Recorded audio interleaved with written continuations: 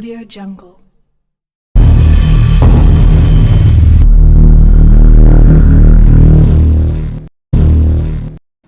नमस्कार, time stream से मैं पुरुषोत्तम सैनी और आज आया हूं दिल्ली रोड पर स्थित आयुर्वेद आध्यात्म योग एवं शांति केंद्र परम तेता संत श्री कमल किशोर जी के पास में।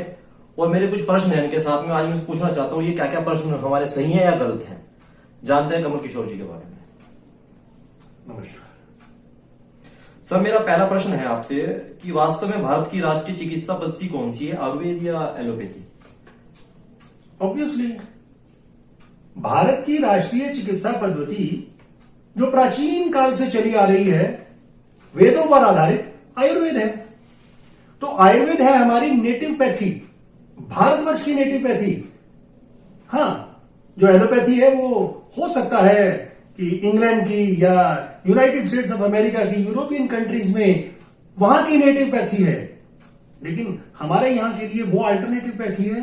और भारत की जो मूल चिकित्सा पद्धति है वो आयुर्वेद है।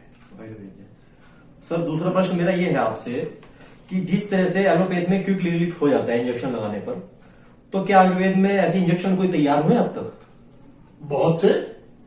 सन 2000 से पहले इंजेक्शंस बनते थे, आयुर्वेद के इंजेक्शंस बनते थे। सिद्धि फार्मेसी, ललितपुर, झांसी की फार्मेसी, ये सब बनाते थे। लेकिन उसके बाद कांग्रेस की सरकार ने इसे बैन कर दिया। क्यों?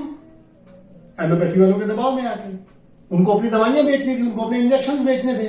आयुर्वेद को मिटाने का बहुत बड़ा षड्यंत्र है ये, और इस षड्यंत्र के तहत इन्होंने आयुर्वेद के इंजेक्शंस बंद कर दिए, जबकि ये खुद इंजेक्शंस आयुर्वेद के यूज करते हैं। सोना, गोल्ड, इसको बोलते हैं ऑरम, उसके इंजेक्शंस आज भी घुटनों में दर्द के लिए एलोपैथी वाले देते हैं। क्यों देते हैं? पहले के इंजेक्शंस कौन कौन से आते थे? दशमूल का आता था, अश्वगंधा का आता था, महावात विध्वंसन रस का आता था, और भी सारी दवाइयों के, औषधियों के इंजेक्शंस बनते थे। ये सब बंद करवा दिए गए। अच्छा पंडित जी, मेरा एक आपसे तीसरा प्रश्न ये है कि आयुर्वेदिक दवाओं में मरकरी, लैंड, सोना, चांदी, पीतल आदि धातुओं का उपयोग होता है। तो एलोपैथी वाले इस चीज को यूज में लाते हैं और बताते हैं कि एलोपैथी वाले इन चीजों को यूज करने से किडनी और लीवर पर घातक होता है। क्या ये सही है? बिल्कुल झूठ बोलते हैं। सदियों से चला आ रहा आयुर्वेद, हमारे महर्षियों ने इन धातुओं को, उप धातुओं को इस तरह से माइक्रोनाइज कर दिया, उसका जिसे कहते हैं कैल्सिनेशन कर दिया, सूक्ष्म से सूक्ष्म रूप, अणु का भी परमाणु रूप, जो कि शरीर के अंदर सात्मय हो जाए। पहले उसका शुद्धिकरण किया, फिर उसका भस्मीकरण किया, फिर उसका सात्मीकरण, सब कुछ करने के बाद तब वो धातुएं शरीर में दी जाती हैं। अगर वो नुकसान करती होती तो आज आदमी क्या जिंदा रहते? ये पैथी जिंदा रहती? आयुर्वेद जिंदा रहता? बिल्कुल नहीं। शरीर को फायदा करती हैं। आज भी देख लें, प्रेतवात विध्वंसन रस, अपना प्रेतवात चिंतामणि रस, सिद्ध मकरध्वज, इन सब में भी बाकी धातुएं डलती हैं। लौ भस्म, मंडूर भस्म, ये भी सब धातुएं हैं, लेकिन ये तो किसी को नुकसान नहीं करती। मैंने तो किसी को मरते हुए नहीं देखा। ये सब झूठ बोलते हैं। ये एलोपैथिक वालों की, फार्मेसी की लॉबी का षड्यंत्र है, जिसके तहत इन्होंने अपनी ही लैब से टेस्टिंग करवा के उसमें बता दिया कि ये घातक है, ये किडनी को डैमेज कर देंगे, ये लिवर को डैमेज कर देंगे। ऐसा कुछ नहीं है। अच्छा संत जी, आप हमें ये बताइए कि एलोपैथ और आयुर्वेद में कौन कौन सी चिकित्सा पद्धति पहले आई है? जब हजारों वर्ष से चला आ रहा आयुर्वेद आज भी जिंदा है, और उसी के बीच में से, मैं नहीं कहता, इन्हीं के जर्नल्स कहते हैं कि 40,000 प्लांट मेडिसिन, ब्रिटिश फार्माकोपिया ये कहता है 40,000 plant medicine were introduced and those came from India, Bharat से आई, और उनके इन्होंने एक्सट्रैक्ट्स बना के एलोपैथी के नाम से बेच दिए। वैसे ही जैसे हम घृत कुमारी कहते हैं, इन्होंने कह दिया एलोवेरा, बेच दिया उठा के। हमारे पास सदन पुष्पी, ये सदाबहारी, इसकी जड़ें जो बाहर एक्सपोर्ट होती हैं, जब उसका वो बन के आता है, विनक्रिस्टिन सल्फेट, विनक्रिस्टिन प्लास्टिन के नाम से इंजेक्शन बन के आता है, तो वो हजारों रुपए में बिक जाता है, कैंसर के काम आता है। अफीम क्या है? पेपेवरम, आयुर्वेद से आती है। भांग कहां से आती है? ये सारी की सारी चीजें, इवन एस्प्रिन तक, सब सब सब की सब मेडिसिन आयुर्वेद से निकली हुई हैं। ये लोग इनका नाम बदल देते हैं, अजवाइन का नाम कर देंगे हायोसिमस, थाइमोल कर देंगे। भाई यही करते हैं, चोरी करते हैं।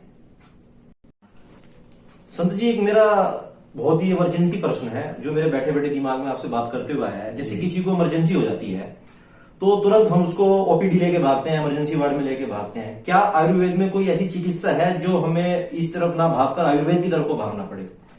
बिल्कुल है। अभी जैसे मैं उदाहरण के तौर पे कहता हूं कि सब कहते हैं कि हार्ट अटैक अगर किसी को आ जाए तो इमीडिएटली भागना पड़ता है एलोपैथी की तरफ, हॉस्पिटल में भागना पड़ता है। क्या आयुर्वेद में ऐसी चिकित्सा है? हाँ है। बृहत्वा चिंतामणि रस दे दिया जाए, चिंतामणि रस दे दिया जाए।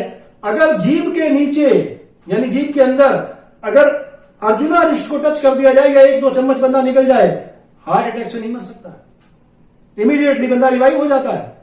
तो फिर ये इमरजेंसी चिकित्सा नहीं तो क्या है? हमारे पास एक सौंकस, जिसे एलोपैथी वाले सौंकस कहते हैं और हम कहते हैं सहजई, उसकी जड़ ले लें, सिर पे यहां पर रख दें, ऊपर से टोपी पहना दें। आदमी का बुखार अगर 104 या 105 है, एकदम से नीचे आ जाता है 98.4। क्या आपने कभी कोई इस तरह का प्रैक्टिकल अपनी लाइफ में किया है? बिल्कुल किया है, बिल्कुल किया है, करते हैं, देखते हैं। मेरे बेटे डॉक्टर हर्ष स्वयं आयुर्वेद चिकित्सालय चलाते हैं, एमडी है आयुर्वेद से। अच्छा, मेरा एक अंतिम प्रश्न है आपसे संत जी। जैसे अभी हमारे देश में कोरोना महामारी चल रही है, तो उसके बारे में आप जनता को क्या जन संदेश देना चाहेंगे? देखिए, महामारी है तो महामारी है। कल को और भी तरह की महामारियां आएंगी। जैसे पहले कभी चेचक आया, कभी प्लेग आएगा, कभी कोरोना आएगा, कभी कुछ आएगा तो कभी कुछ आएगा। संदेश हमारा यही है कि और भी कई तरह की महामारियां आ सकती हैं, तो क्या हम हर महामारी के लिए नया इलाज खोजते रहेंगे? क्यों ना हम अपने शरीर को इतना मजबूत करें, हमारी इम्यूनिटी पावर जिसे कहते हैं प्रतिरोधात्मक शक्ति को हम इतना मजबूत कर दें कि कोई भी बीमारी हम पर हावी ना हो सके।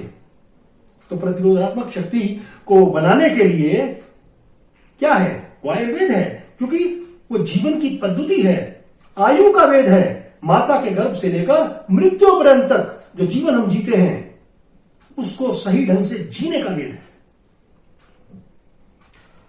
बहुत बहुत धन्यवाद आपका। मैं पुरुषोत्तम सैनी, टाइम स्ट्रीम से, और हमारे कैमरामैन जोएब खान के साथ धन्यवाद।